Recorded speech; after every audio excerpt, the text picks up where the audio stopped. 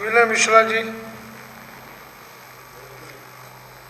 बिहार चुनाव के पास बहुत बहुत धन्यवाद माननीय स्पीकर साहब, आपने इस महत्वपूर्ण मुद्दे पे मुझे बात रखने का मौका दिया।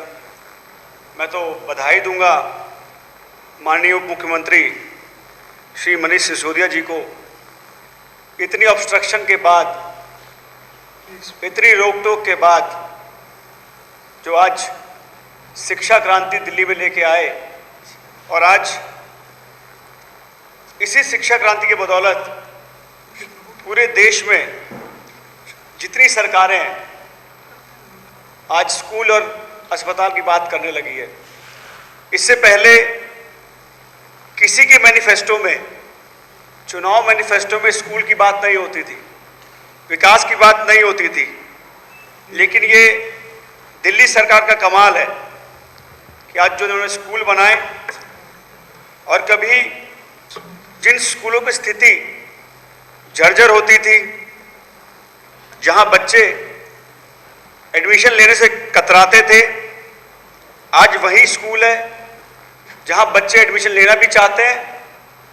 और इससे बड़ी गर्व की बात क्या होगी कि आज सरकारी स्कूल के बच्चे अगर यूपीएससी क्रैक कर रहे हैं तो साथ साथ हमारे सरकारी स्कूल के टीचर भी यूपीएससी क्रैक कर रहे हैं। और आज महिला ने, मेरे को अभी जानकारी आई कि एक स्कूल की टीचर है जिसका नाम 48वां रैंक लेके आयुषी डबास, जो दिल्ली सरकार में शिक्षक है, उन्होंने यूपीएससी में 48वां रैंक हासिल किया। तो ये दिल्ली सरकार का कमाल है, दिल्ली सरकार ने जो शिक्षा क्रांति लाया उसका कमाल है। मुझे याद है जब मैं चुनाव जीतने के बाद मैं पहली बार मनीष सर से मिलने गया तो उन्होंने एक बात कही कि हमने जो शिक्षा पे काम किया है, हमारा जो सेकेंडरी एजुकेशन है उस पर हमने काफ़ी काम किया, और लगता है कि वो टेक ऑफ कर रहा है और उसका रिजल्ट भी हमें देखने को मिला। फिर उन्होंने बात की कि अब हम लोगों को टेक्निकल एजुकेशन और हायर एजुकेशन पे बात करनी चाहिए, उस पर काम करना चाहिए। तो मुझे एक विश्वास जैसे नौजवान को जगता है, क्योंकि मैं भी एक नौजवान हूँ, तो मुझे बड़ा विश्वास दिखा उनकी आंखों में। उसके कुछ दिन बाद दिल्ली स्कूल के रिजल्ट आए।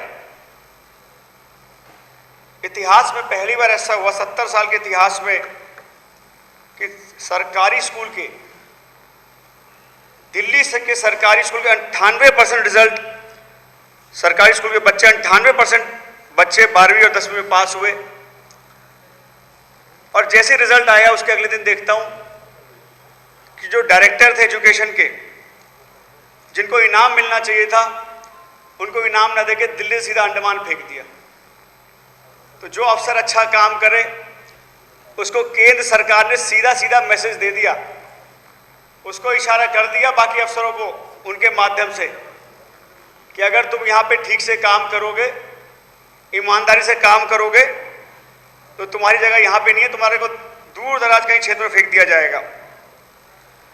मैंने भी एक डाटा देखा, क्योंकि बहुत महत्वपूर्ण मुद्दा है ये, तो मेरे पास भी डाटा है, तो मैंने भी देखा।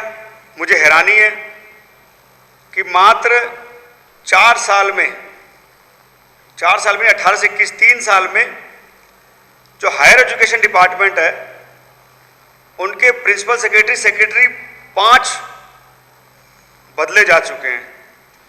मैं तो हैरान हूँ कि कैसे मनीष सर आप काम करते हैं। मेरे को लगता है इनका बस नहीं चला, नहीं तो ये आपको भी ट्रांसफर कर लेते अपने पास और कहते कि जी आ जाओ भाजपा में काम कर दो, भाजपा की सरकार दिल्ली में बना दो।